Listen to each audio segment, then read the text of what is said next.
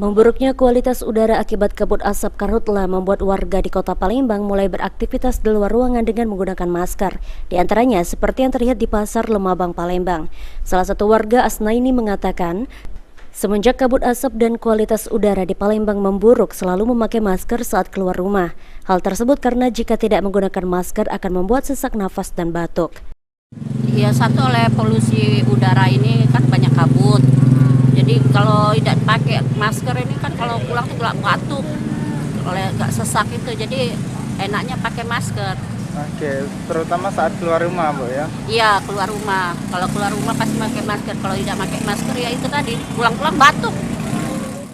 Hal serupa juga disampaikan oleh Rio. Sejak Kota Palembang diselimuti oleh kabut asap, masker akan selalu dipakai pada saat keluar rumah. Lantaran jika tidak menggunakan masker akan merasa sesak nafas. Selain itu, kondisi udara yang buruk juga membuat mata menjadi perih. Memakai masker sendiri untuk menjaga kesehatan.